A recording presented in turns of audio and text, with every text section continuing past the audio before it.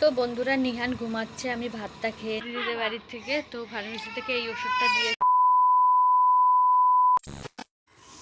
Hello বন্ধুরা, good morning. কেমন আছো সবাই? আশা করি ভালো আছো, আমিও ভালো আছি। আজকে নিয়ে এসেছি একটা নতুন ভিডিও আর নান্টু বৈদ্য ব্লগে তোমাদের সবাইকে স্বাগতম। তো এখন বাজে সকাল 8টা। তো এখন থেকে ভিডিওটা শুরু করছি তোমাদেরকে সাথে নিয়ে। আশা করি ভিডিওটা তোমাদের ভালো লাগবে, আর ভিডিওটা ভালো লাগলে লাইক কমেন্ট শেয়ার করো আর আমার চ্যানেলটিকে সাবস্ক্রাইব করে দিও।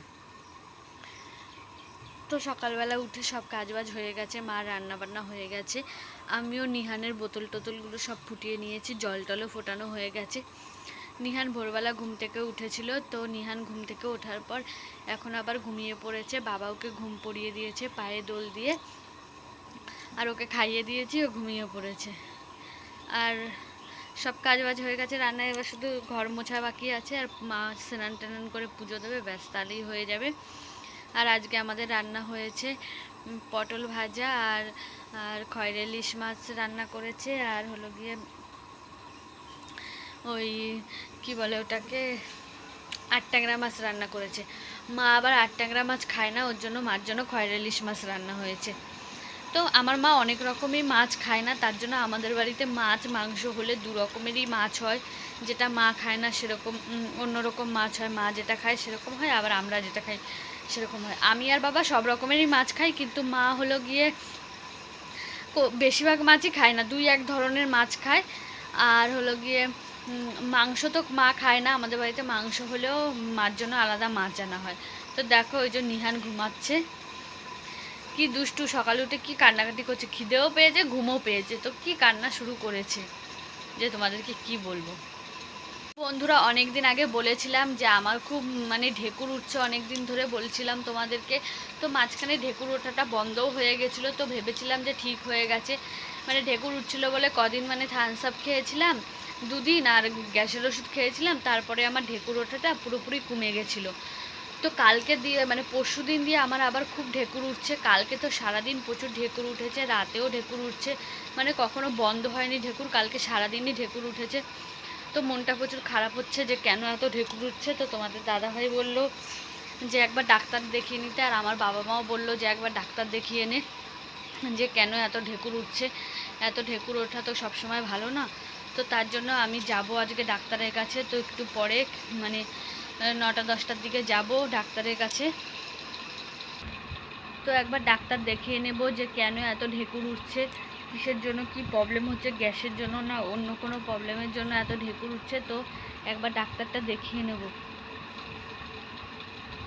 তো নিহানকে মার কাছে রেখে তারপরে যাব আমি ডাক্তার দেখাতে। তো এখন এই যে সকালবেলা ঘুম থেকে উঠেছি, ঘুম থেকে ওঠার পর থেকে ঢেকুর উঠে যাচ্ছে, একভাবেই ঢেকুর উঠছে, কোনো কমছে না ঢেকুর ওঠা। তো কেন উঠছে বুঝতে পারছি না। তো বন্ধুরা ভিডিওটা দেখতে থাকো। তো বন্ধুরা রান্নাবান্না হয়ে গেছে, তো বাবা কাজে যাবে, বাবা খেয়েও নিয়েছে, আর বাবার টিফিন ওখানে আমি গুছিয়ে দিয়েছি। তো 9টার দিকে কাজে যায়, স্নান টান করে বাবার খাওয়া হয়ে গেছে, আর বাবার টিফিনও আমি গুছিয়ে দিয়েছি, অন্যদিন মাই গুছিয়ে দেয়। তো একটু আগে গুড়িয়ার মা কাকি ফোন করলো যে আমাদের রেশন দিচ্ছে নাকি, তাই মা বাবা স্নান করতে গেছে বলে মা গেছে রেশন তুলতে। তো মা তো আবার নিয়ে আসতে পারবে না অত ভারী ভারী জিনিস, তার জন্য বাবা মাকে আমি ফোন দিয়ে দিয়েছি যে তো যদি রেশনে ভিড় হয় তাহলে ফোন করে জানিও যে কতটা ভিড় আছে, তাহলে বাবা যাবে। তো মা ফোন করে জানালো যে 6-7 জনের পরে আছে। তো বাবাকে বললাম তাহলে তুমি খেয়ে দে ধীরে সুস্থ ওষুধ খেয়ে তারপরে যাও, বাবা তো প্রেশারের ওষুধ খায় প্রতিদিন। তো বাবা খেয়ে দে প্রেশারের ওষুধ খেয়ে বাবা এখন গেছে যে রেশনটা নিয়ে আসবে, তার জন্য মা তুলবে আর বাবা নিয়ে আসবে। তো মা রেশন থেকে আসলে তারপরে আমি খেয়ে দিয়ে আস্তে আস্তে ধীরে সুস্থে যাব আমি ডাক্তার দেখাতে, যে কিসের জন্য এরকম হচ্ছে।